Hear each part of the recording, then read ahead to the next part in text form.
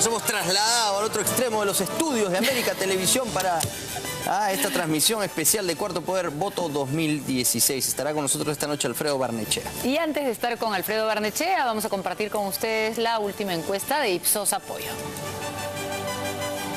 Encuesta de intención de voto. Si las elecciones fueran mañana, como siempre es la pregunta, ¿quién saldría elegido? El 30% votaría por Keiko Fujimori. En segundo lugar, Julio Guzmán, de Todos por el Perú, sorprende con un 18% según esta encuesta de Ipsos Apoyo. Pedro Pablo Kuczynski en el tercer lugar queda con 9%. César Acuña baja, con todas las denuncias a cuestas, a un 6%. Alan García, Alianza Popular, 5%. Verónica Mendoza, de Frente Amplio, 4%. Alfredo Barnechea, de Acción Popular, 4%. En segunda vuelta, ¿qué pasaría entre Keiko Fujimori, de Fuerza Popular, y Julio Guzmán, de Todos por el Perú? 45% de la lideresa de Fuerza Popular versus un 43% del candidato de Todos por el Perú. Eventual segunda vuelta entre Keiko Fujimori y Pedro Pablo Kuczynski daría como resultado a Keiko Fujimori con 44% y Pedro Pablo Kuczynski con 39%. Otro supuesto escenario, Keiko Fujimori de Fuerza Popular 48% versus César Acuña de Alianza para el Progreso 28%. Posible segunda vuelta entre Keiko Fujimori y Alan García daría como resultado Keiko Fujimori 52%, Alan García 17%. Compartimos la ficha técnica, como corresponde por ley, ahí la tienen, realizada por Ipsos Perú por encargo del Comercio. Entre el 13 y el 18 de febrero de este año. Y esos son los principales resultados de la encuesta de Ipsos Apoyo que se ha dado a conocer el día de hoy.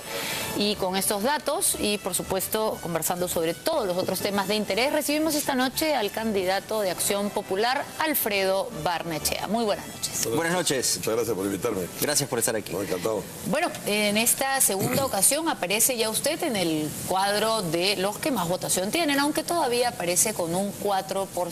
¿Cómo toma esto? Bueno, yo no creo en esa encuesta. Acabo de estar en el Cusco, el recibimiento apoteósico. Hemos estado antes en Pucallpa, en Tumbes, en Chiclayo. Me he acordado lo que decía Fernando Belaúnde. ¿Saben que el año 80 a Fernando Belaúnde lo pusieron hasta el final de la elección? Era el tercero en las encuestas, pero barrió la elección.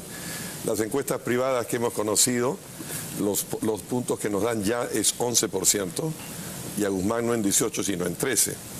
Y lo que se siente en las calles es un poco eso, ¿no? Ahora, en todo caso, déjame decirte que, bueno, como igual que las encuestas públicas, algo que no son... las encuestas tienen esta característica, aun si fuesen ciertas. A ver, Apoyo se ha equivocado siempre. Tengo acá el resultado del 2011, en que tuvo durante meses a Humal en 5 puntos, después lo subió un poquito a 10, se equivocó 18% con Humal. El 2011, pero en fin, esas son anécdotas. Las encuestas son, Sol, mientras se prepara el cuestionario, sale el trabajo de campo, ese proceso es muy vieja.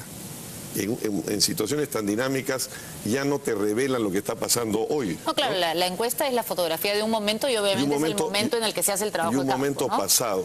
Las cosas cambian, por ejemplo, en el caso de Acuña, una encuesta que se hizo antes de las denuncias. Esta encuesta me sorprende por otra cosa. En la encuesta de hace 3 semanas de Datum nos daba 3% y solo en Lima, o sea, no había votos belaundistas en la Selva, en Cusco, en Arequipa. Y 3 semanas después subimos 1 solo por ciento. ¿No? Yo te he traído el video de lo del Cusco, llenamos la plaza del Cusco. Llenamos una plaza de Trujillo, que nadie ha hecho un meeting. Hemos tenido un recibimiento multitudinario en Pucallpa. Mira, la gran encuesta es el 10 de octubre. Y yo creo que, como lo vengo diciendo, esa va a ser un enfrentamiento en la elección entre 2 modelos de gestión económica y política. Entre el modelo que representa Keiko Fujimori y el modelo que representamos nosotros. Y conforme esta elección se acerque al 10 de abril, en los, digamos, 50 días que faltan aproximadamente, va a ser muy evidente para la ciudadanía que esos son los modelos en los que hay que optar. Entonces vamos a pasar al tema de los modelos que presenta Alfredo Barnechea representando a Acción Popular. Usted ha hablado de una revolución de la clase media. Explíquenos un poco más a qué se refiere. Mucho gusto. Lo que nosotros vamos a hacer, a ver, yo me puse a pensar en esto por lo siguiente. Solo un día vi que había obras por impuestos para las grandes empresas. Y está bien, ¿no? De repente es más eficiente el gasto así. Pero dije, oye, ¿por qué no hay servicios por impuestos para los ciudadanos? El eje de la discusión y el eje de la discrepancia entre los dos modelos es que el modelo de fujimorismo y de los que han seguido todos los otros candidatos y gobiernos después se ha preocupado en los 25 años de los grandes números, de la economía, de defender a las empresas, pero se han olvidado de la gente. Y yo creo que lo que es esencial es poner al Estado al servicio de la gente. Entonces lo que yo pensé es, ¿qué pasa si nosotros elevamos el umbral de renta, que hoy día son 7 UITs, o sea, para hablar en términos de ingresos mensuales, 2.300 soles. 2.313 es la cifra exacta. Y subimos eso a 4.000 soles. De 2.300 a 4.000 soles no se pagará renta. Pero aún así de 4.000 a 6.000, y hay gente que me está pidiendo subir el umbral de 6.000, tengo ahora mis técnicos estudiando los números fiscales, no sé si es posible hacerlo o no.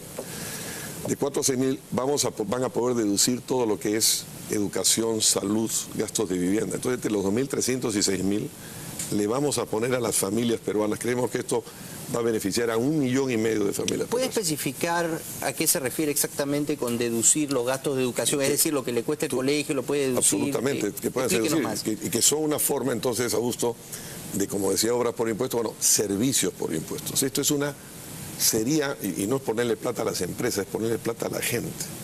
Que además tiene otro efecto muy importante, porque con esa plata las clases medias no se van a ir a viajar ni a comprar acciones de las AFPs.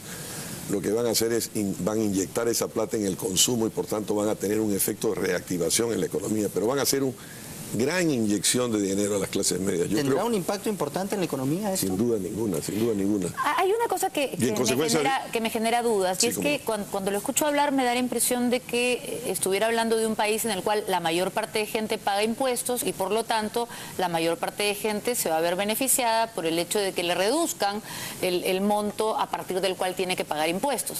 Pero cuando hablamos del Perú hablamos de un país donde la mayor parte de la gente no paga impuestos. A ver, sí y no. No es correcto. El impuesto a la renta. No, pero momentito. Pero el problema, mi querida Sol, es que la mayoría del impuesto que se cobra en el Perú no es renta. No, pero es que usted me ha hablado del impuesto a la renta. No, pero es que esto es muy importante. El 50% del ingreso fiscal es un gasto indirecto.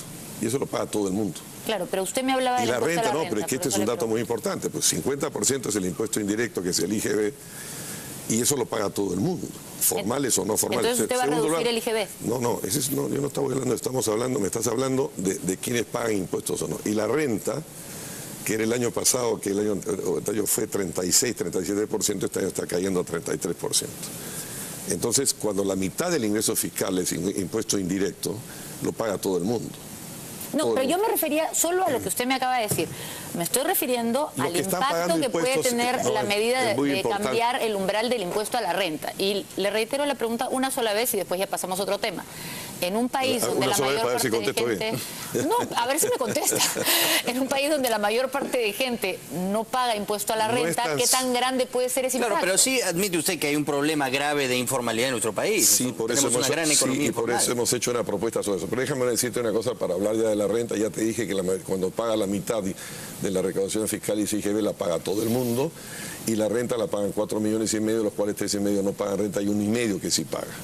En consecuencia, ese 1,5 es una cantidad importante, pero de todas maneras, en ese segmento de 2.300 a 6.000 vamos a beneficiar a 1,5 millones de familias peruanas. Sobre el tema de la formalización, Augusto, yo he planteado otra cosa que he pensado mucho, es decir, esto hay que cambiarlo, porque efectivamente nadie sabe el número de la informalidad. Hay 17 números distintos. Si tú vas a la INEI, te dicen, no, la formalidad, si lo medimos, son 20 y tantos. Cuando vas al Foro Económico Mundial, te dice 56. Vas al Banco Mundial. Pero es probable que más de la mitad de la población económicamente activa no sea formal. Como nosotros también hemos planteado en esta revolución en libertad para beneficiar a los peruanos y no a las empresas, que es el gran cambio de un modelo, hemos planteado un piso universal de salud y que vamos a subsidiar medicamentos de las enfermedades más comunes. Yo pensé, oiga, esto no es justo si hay una mitad o más de la mitad que no paga. Para que se beneficien de eso tienen que formalizarse. En consecuencia hemos planteado también un impuesto plano. O sea, amarrar la salud gratuita a la formalización. Sí, no solo la salud gratuita, sino todos los bienes que el Estado tendrá. Acá no se trata de regalar nada, acá hay que pagar. O sea, usted contribuye y el Estado a usted le va a dar los servicios. Por supuesto. En consecuencia, lo que hemos hecho es fijar, de una manera, la verdad que te voy a ser sincero, lo decidí yo, en base a una serie, no dijo, este es el número, 2% del salario mínimo, 15 soles. ¿Por qué? Porque yo quiero que también los que están en pobreza extrema puedan pagarlo. Si tú tienes $1 diario, porque pagando eso van a tener acceso a los bienes. Yo creo que eso va a ser una gigantesca formalización que además va a generar recursos. En consecuencia, eso también es otra de las cosas que... ¿Y cómo es la parte práctica de eso? ¿Cómo se va a verificar? ¿Cómo se va a recaudar el impuesto? Tengo una idea un poco loca que me da vueltas en la cabeza hace mucho tiempo y que, para ser sinceros, no es una idea original mía. Cuando estuve en Washington trabajando en el Banco Interamericano, un día vino a vernos al presidente del banco y a mí un tipo muy interesante que es Nandan Nikelani. Él es un indio que fundó Infosys, es el padre de la tecnología de la información en la India. Y nos contó que tenía un proyecto que ya está en marcha en la India, todavía no ha terminado, de crear un solo documento de identidad biométrico. Y yo le dije, ¿por qué? ¿No hay un DNI? No. Si hay un indio en el estado de Kerala que tiene una licencia de conducir, eso no le vale en Agra. Y si el de Agra tiene un documento de identidad, no le vale en el Punjab. Vamos a crear un solo documento de identidad indio y en ese chip está incorporada toda la información necesaria. Desde que tuve esa conversación dije, hombre, esto es un gran instrumento que podría servirnos para pagos, para informaciones, para muchas cosas. Entonces yo diría que yo quisiera aplicar un proyecto de ese tipo. No puedo hablar mucho más de eso porque es una idea todavía preliminar que tengo. Le he escrito a Nikelani, que ya me contestó, y que me dice, esto pasa una larga explicación de lo que han hecho en India, y creo que se podría aplicar. ¿Es muy complicado lograr eso? Parece que no. ¿Cuánto tiempo usted estima que se podría lograr tener ese tipo de documentación? No te podría contestar eso porque no me parecería serio que te dé un número, pero por lo que me dice... pero se puede hacer. Sin duda ninguna. Ahora, estas ideas que usted va teniendo, nos imaginamos que las trabaja con un equipo. Sí. ¿Y quién es su equipo? Porque muy poca gente sabe quién es su equipo. A ver, eso tiene se puede contestar de dos maneras. Una es la que no voy a contestar, que si no, oye, ¿usted quién va a ser su ministro de Economía? ¿Quién va a ser su... Eso no lo sé. No lo sé porque además cuando llegue al gobierno vamos a necesitar hacer pactos políticos. Porque tenemos un sistema constitucional en donde el presidente se elige en segunda vuelta. Hay otra encuesta que no ha mencionado usted, que ha salido online, en que yo le gano más largamente a Keiko Fujimori, pero en fin, esa encuesta pareciera que no vale para los medios. Pero el Parlamento se elige en primera vuelta. Este divorcio es el que ha causado mucha inestabilidad en muchos países de América Latina. Y como el Parlamento se elige en primera vuelta, hay siempre fragmentación. Entonces, en consecuencia, va a haber necesidad de pactos. La ventaja de Acción Popular es que, siendo el partido del centro, nosotros podemos convocar a casi todas las tendencias, pero el quién va a ser finalmente ministro depende de esta naturaleza. Ahora, respondiendo a tu pregunta, Acción Popular tiene una ventaja, que es un partido de profesionales, no solamente a nivel nacional. Yo tengo, por ejemplo, un equipo, algunos nombres no puedo revelarlos porque trabajan en empresas, pero tengo un equipo en energía e hidrocarburos de nivel mundial. Por eso es que he podido salir a hacer los planteamientos sobre el gas, porque tenemos todos los números. Pero Acción Popular tiene profesionales en todas las provincias del país. O sea, usted está trabajando con la gente de Acción Popular, nada más. No, tenemos gente de fuera de Acción Popular, pero estoy apoyándome mucho en Acción Popular. Vengo del Cusco. Nuestro candidato número 1 en el Congreso viene a ser decano del Colegio de Arquitectos del Cusco. En la lista parlamentaria nuestra tenemos al que acaba de terminar de ser decano del Colegio Nacional de Ingenieros, ¿no? Tenemos gente en salud muy competente.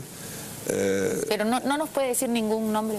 No quiero decir ningún nombre, pero nosotros vamos a... Pero en general es gente de Acción Popular. Yo te diría que es mitad. Voy a presentar en unas semanas al equipo, o sea que ahí ya te daré los nombres de la gente de la que estamos. Ahora, usted ha hablado mucho sobre el tema energético y sus declaraciones que hizo aquí en Cuarto Poder la primera vez que conversamos, tuvieron una reacción que provocó incluso que el propio presidente empiece a hablar de los contratos del gas, y tenía una propuesta interesante sobre el tema energético, la matriz energética en nuestro país. Por un lado, el tema del gas, revisar los contratos, todo esto que usted finalmente puso de moda. Y por otro lado, ¿qué hacer con una empresa como Petroperú, que está causándole tantos daños a nuestros ecosistemas por la falta de mantenimiento, por la poca seriedad que hay en su manejo, ¿cómo balancear las cosas? ¿Cuál es la respuesta? Bueno, son muchas preguntas. Petroperú es lo que le quiere preguntar. Ya, sí, Petroperú te contesto. Mira, esta luz que está acá, tú sabes que en la generación eléctrica, en la electricidad hay tres grandes partes, ¿no? Hay la generación, hay la transmisión y hay la distribución. La transmisión, el transporte de electricidad en el Perú, esto que nos trae esta luz, la hace una empresa que se llama ISA, colombiana, estatal. En Chile, que es el modelo de todos los economistas neoliberales que siempre... ¿Cuál es la principal, la empresa número 1 de Chile? Codelco, que es pública. El presidente Lagos, el expresidente Lagos de Chile me dijo, oye, Alfredo, hace 2 meses, me dice, Alfredo, no te olvides que nosotros vendemos el 30% del cobre del mundo y el 40% de ese 30%, es decir, 12% del total, es de Codelco, que es una inmensa regalía directa a los chilenos porque es una empresa pública. ¿Por qué Chile sí puede tener una empresa pública y nosotros no? ¿O por qué Colombia puede tener esta empresa y nosotros no? Bueno, los gobiernos son ineficientes hasta ahora. De repente usted podría hacer un mejor trabajo de controlar y fiscalizar a Petroperú. A ver, yo no quiero hacer... Ahora es un desastre. Sí. No lo sé, pero en todo caso, lo que te quiero decir, Augusto, con esto es que tenemos que cambiar la discusión ideológica en el Perú, porque eso no es un problema de que sea imposible que haya una empresa estatal. A veces funcionan, a veces no. Te voy a poner más ejemplos. No, pero el asunto, en todo caso, la discusión no es si a veces funcionan o a veces no funcionan, sino que el asunto es cuál es el papel del Estado. Si el Estado se debe concentrar en brindarnos los servicios básicos como educación, salud y hacer la infraestructura y dejar que los demás hagan su trabajo, establecer reglas claras, dar justicia. Claro. O sea, es tanto lo que tendría que hacer un Estado que funcione bien. A ver, es que escúchame, vuelvo a eso, no es una pregunta que se puede dar, y ese ha sido el error de estos 25 años y de esta ideología con la idolatría de los mercados, que lo que ha hecho es sacar al Estado del papel central. Por eso es que hay... Como no hay Estado, no hay, por ejemplo, un Estado que ponga un coto a las tasas de interés de las tarjetas de crédito y la deuda de consumo, porque el Estado lo hemos retirado. Déjame ponerte 2 ejemplos que no son ideológicos, sino prácticos. Por ejemplo, el gasoducto surandino que tiene que hacer Petroquímica en el sur. Eso se va a financiar con una cosa que se llama la garantía de red principal. Ese es un proyecto que va a costar, dicen, 7.300 millones de dólares, entregado a un solo postor. Y yo soy partidario del gasoducto surandino, he sido siempre, no a esos precios. Y por tanto, todos los usuarios eléctricos, tú, Augusto, yo, Antenor, todos los que estamos acá, todos los peruanos, vamos a pagar durante 30 años una garantía de red principal que es por año 970 millones de dólares. No, todavía no, pues el gasoducto surandino, hemos pagado para Camisea. Hemos pagado para el otro. Entonces uno dice, pero la cosa estoy pensando, oiga, yo tengo que liberar a los peruanos de que paguen 1.000 millones de dólares al año en eso. Bueno, entonces vamos a pasar gas etano. Para empezar, los señores de Camisea no pueden exportar el etano como si fuese metano, pero esa es otra conversación.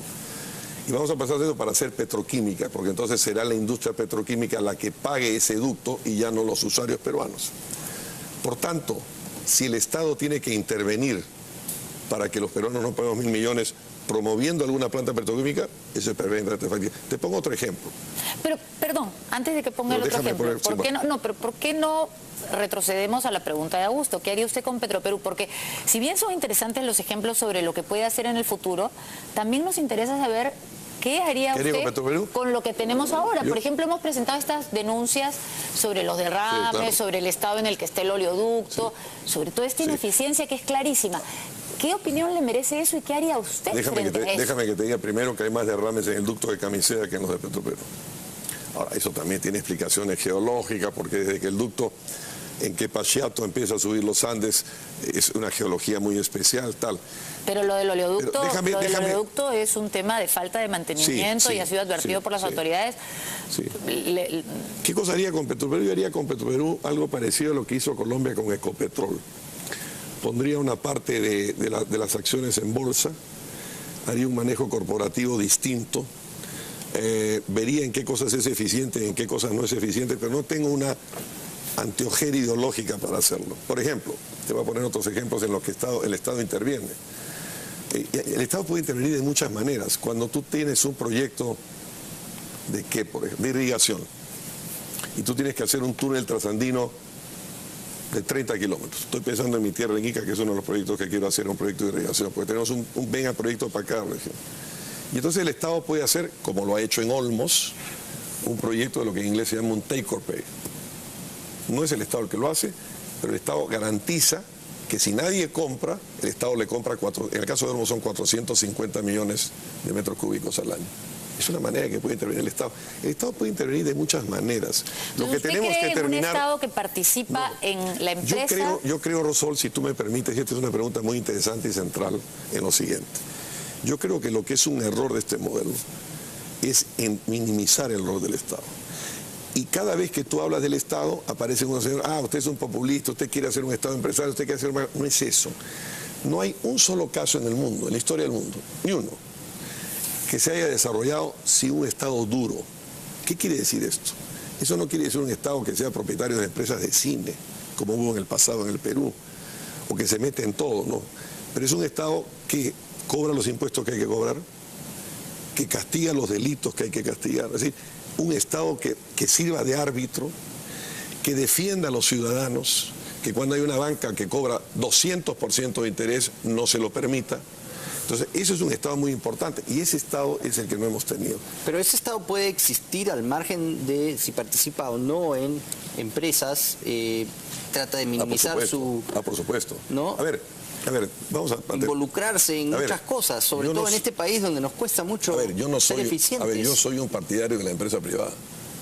Yo creo que mientras más hace la empresa privada, mejor.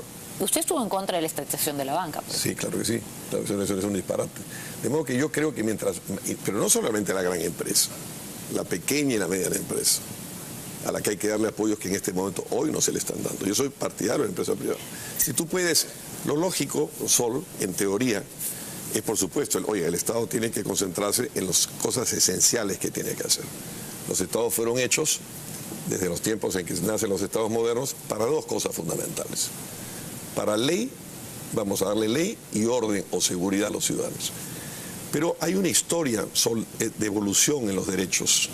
En el siglo XVIII fueron los derechos políticos, en el siglo XIX, eso fue una declaración de derechos del hombre y del ciudadano en la Revolución Francesa, en el siglo XIX vinieron los derechos sociales, el derecho a la huelga, el derecho al voto a la mujer, tú no hubieras votado en el siglo XIX.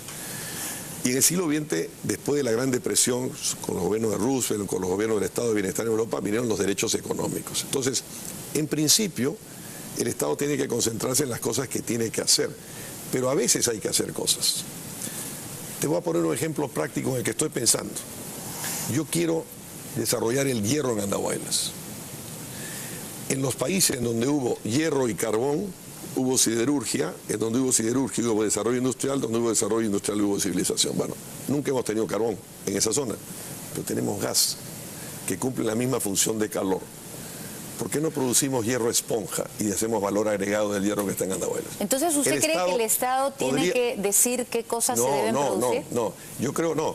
Pero creo que en muchas te he puesto el caso del canal de irrigación, te he puesto el caso, nadie habría hecho la carretera marginal sino el Estado. Nadie habría hecho el Estado marginal sino el Estado. Hay cosas que solo el Estado puede hacer. Pero el Estado, sin embargo, no hace o no repara carreteras que son importantísimas para el Perú el día de hoy, caminos que son importantísimos el día de hoy, y más bien, si distrae mucho su atención o distrae demasiados recursos en tratar de reflotar empresas que no han demostrado ser muy eficientes, como Petroperú, uno se pregunta por qué no se gastan esos miles de millones en infraestructura necesaria, que sí es el papel del Estado. A ver, un ratito, yo no estoy aquí planteando, yo no he hablado de Petroperú sino ustedes.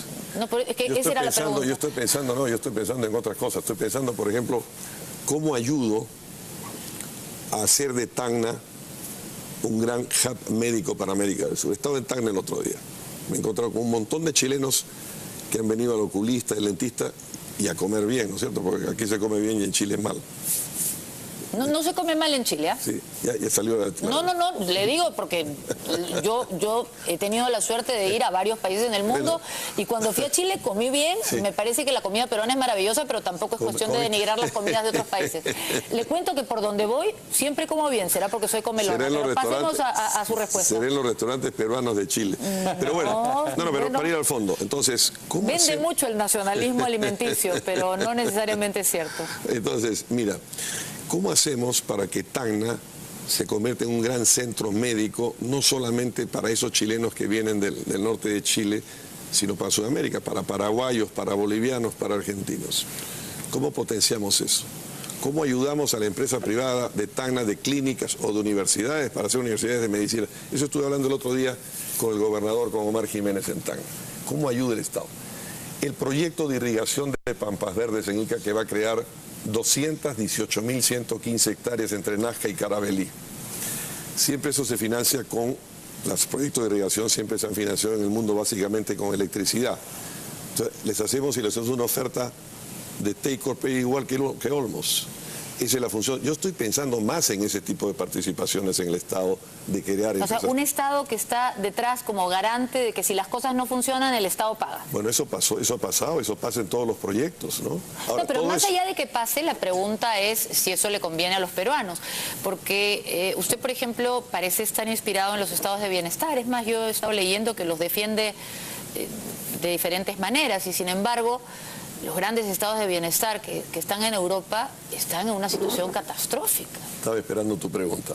A ver. ¿Es usted clarividente? No, ya me lo han dicho mucho eso. Si el Estado, entonces me han dicho periodistas. Perdóneme por decir cosas que ya le han dicho. El Estado de Bienestar es un desastre. Eso es una tontera. El Estado ¿no hay crisis europea? Escúchame, Sol, pues no. No se puede plantear una cosa sobre un tema tan fundamental. Usted es el que me ha dicho que es una tontera lo que acabo de decir. No he dicho eso, Sol. Lo que estoy diciendo, hay unas periodistas que plantean que el Estado de Bienestar... Mira, el Estado de Bienestar ha sido una de las grandes cosas que se han hecho en la historia del mundo. Ha sido una de las grandes conquistas de civilización. Transformaron las sociedades. Lo que era Suecia a principios del siglo XX no tiene nada que ver con lo que es Noruega, que es un estado de bienestar, se transformó en el país más competitivo del mundo y es un estado de bienestar. De modo que cuando hablan de la crisis del estado de bienestar, hay obviamente un cambio fundamental demográfico en Europa, que son poblaciones que envejecen.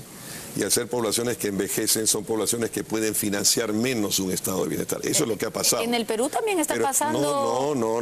La tasa de natalidad ha descendido tremendamente según las últimas cifras del Perú. Sí, pero nosotros tenemos, mi querida Sol... Y además no pagamos impuestos. Pero déjame hablar, porque si no estamos... Me interrumpe. No, usted no me interrumpa tanto. No sea más cariñosa con su modesto invitado que tiene que usar sus medios para hablar. Mira, Sol. Nosotros tenemos una situación muy diferente a la de Europa. Nosotros tenemos una cosa fundamental, que es un bono demográfico. Ese bono demográfico no dura mucho tiempo, pero nosotros tenemos un bono demográfico para que los ¿Qué cosa es un bono demográfico para nuestros oyentes? Entonces es cuando tú tienes en tu población que trabaja, la gente que entra al mercado de trabajo es mucho más de las que sale. Tenemos una situación bastante parecida a la que tuvieron los estados del sudeste asiático cuando empezaron su despegue. Por lo tanto, tenemos una situación completamente distinta a la otra. Entonces, cuando uno habla del estado de bienestar son situaciones muy distintas, pero uno no puede partir de la premisa de que el estado de bienestar es una ruina y no sirvió para nada. No. La afirmación no era esa. La afirmación era que están en crisis porque el dinero que se requiere para sostener un estado de bienestar no necesariamente se produce por las sociedades en las cantidades necesarias. Es más complejo el tema. Y entonces resulta que la gente vive de jubilaciones que nadie tiene cómo pagar. Sí. A ver. La gran sociedad en donde comienza el estado de bienestar, Sol, no comienza en el siglo XX, comienza en el siglo XIX. No lo presenta un socialista ni un hombre de la izquierda, lo hace un reaccionario prusiano que se llamaba Bismarck. Y él quiere darle a los obreros alemanes ciertos beneficios para robarle la clientela a los partidos socialdemócratas que comenzaban a surgir. Por tanto, el estado de bienestar europeo comienza en Alemania. Alemania, en una economía mixta, en una economía social de mercado, fueron los estados de bienestar que más creció. El problema que tiene Alemania es un problema distinto a lo que estamos hablando. El problema que tiene Alemania, que ahora se ve muy claramente con la inmigración, donde la canciller Merkel está en una posición casi aislada en Europa, es que Alemania, a partir de 1989 y 90, con la caída del muro de Berlín y el fin de la República Democrática Alemana, absorbió, se compró un país. La proporción del marco alemán con el marco oriental era 4-5-1, pero les pagaron 1-1. Eso fue un enorme costo fiscal que ha tenido un gran impacto sobre el estado de bienestar. Vemos que las causas son muy distintas, pero yo no soy un irresponsable fiscal, yo creo en los equilibrios fiscales. Una de las cosas que estamos haciendo y que planteo a mi equipo siempre, oye, si hacemos esta revolución de clases medias, yo le voy a quitar plata al fisco. ¿Cuánto le voy a quitar? ¿Y eso cómo lo voy a recuperar? Por eso es que lo que estamos planteando está todo conectado. Yo creo que lo que es fundamental, Sol, yo creo que llegó la hora de la igualdad en el Perú. Esta es la gran tarea que tenemos. Y esa hora de igualdad significa devolverle a los ciudadanos cosas que el Estado no les ha dado. Naturalmente eso tiene costos fiscales, pero así como tenemos que tener, ¿me vas a interrumpir o no?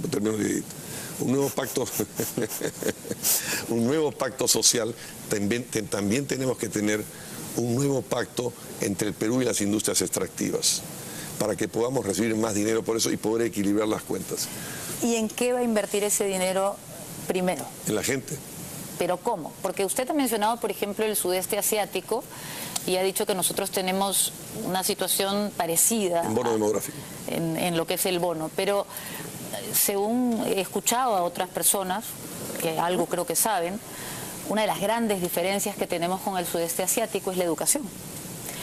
Y estamos muy lejos de tener la base que ellos han tenido para sus crecimientos, que es la base de educación. Entonces, la pregunta es, más allá de todas estas cosas que pueden generar bienestar, como subvencionar las medicinas, ¿cómo va a ser Alfredo Barnechea para que la población tenga la educación que se requiere para convertirse en un país desarrollado? Pero tengo que mi manía de, no sé si de periodista, o de conferencista, o de historiador. O de historiador, tengo que hacerte una corrección. Cuando los países del sudeste asiático comenzaron, no tenían esa educación. No, pero la prioridad la ponen en la educación. Es muy importante. No, es que no crecieron por eso. Los países del sudeste asiático crecieron con mano de obra muy barata exportando. Corea es un caso clarísimo. Tú sabes que Samsung, que es hoy día la primera empresa o una de las primeras empresas del mundo en tecnología y que produce estas cosas maravillosas, empezó como una empresa que vendía en carretillas comida, lo que llamaríamos en el Perú fritangas.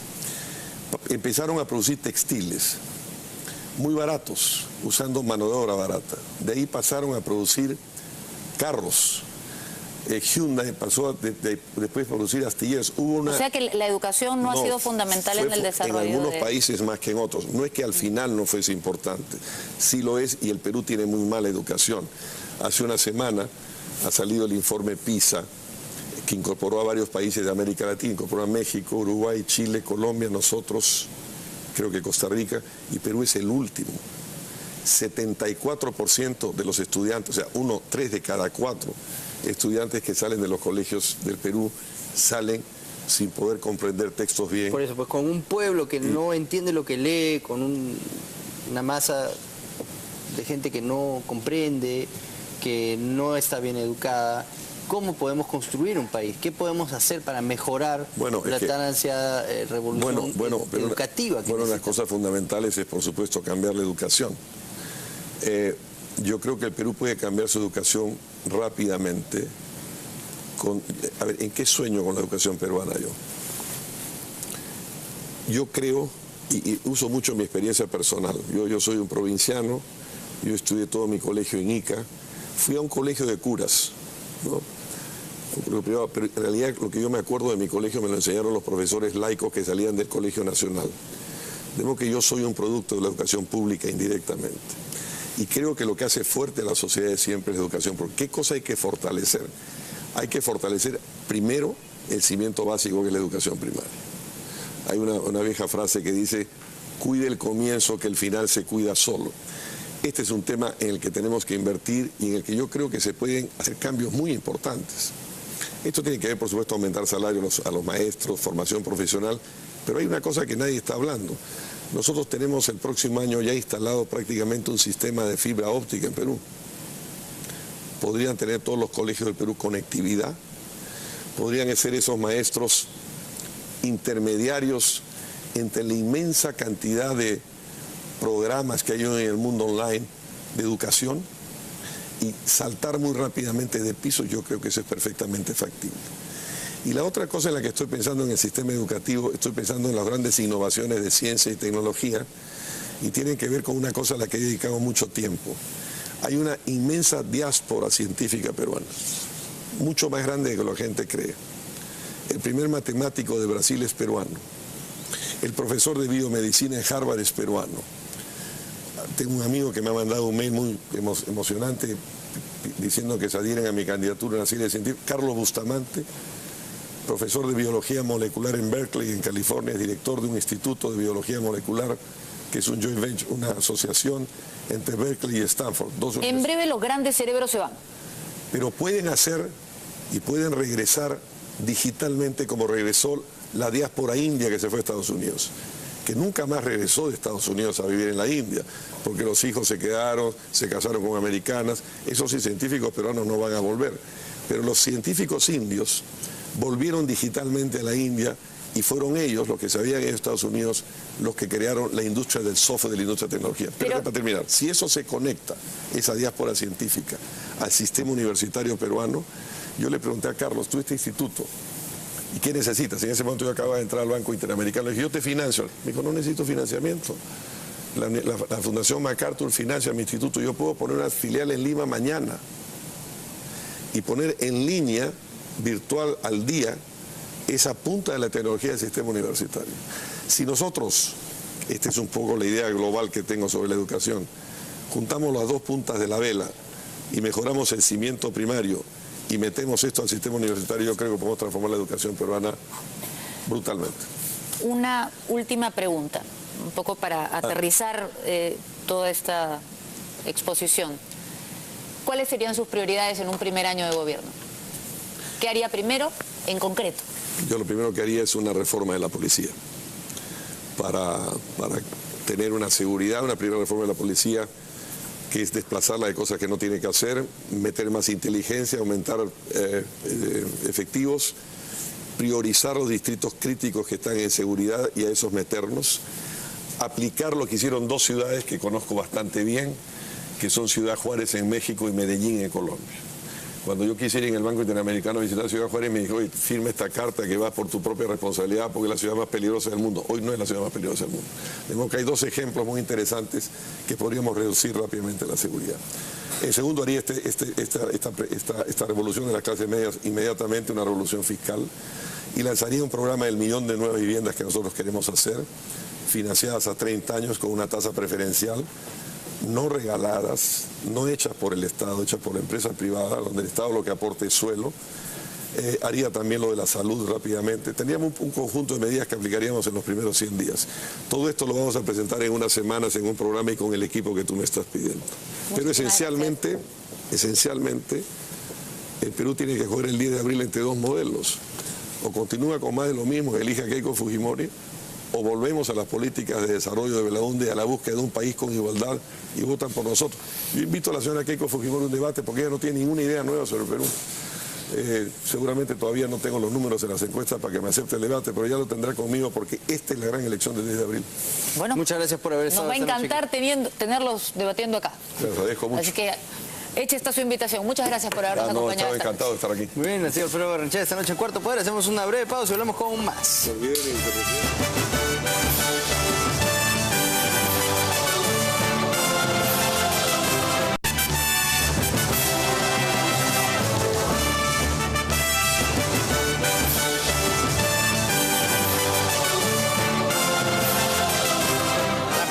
Nos hemos trasladado al otro extremo de los estudios de América Televisión para esta transmisión especial de Cuarto Poder Voto 2016. Estará con nosotros esta noche Alfredo Barnechea. Y antes de estar con Alfredo Barnechea, vamos a compartir con ustedes la última encuesta de Ipsos Apoyo. Encuesta de intención de voto. Si las elecciones fueran mañana, como siempre es la pregunta, ¿quién saldría elegido? El 30% votaría por Keiko Fujimori. En segundo lugar, Julio Guzmán, de Todos por el Perú, sorprende con un 18% según esta encuesta de Ipsos Apoyo. Pedro Pablo Kuczynski en el tercer lugar queda con 9%. César Acuña baja con todas las denuncias a cuestas a un 6%. Alan García, Alianza Popular, 5%.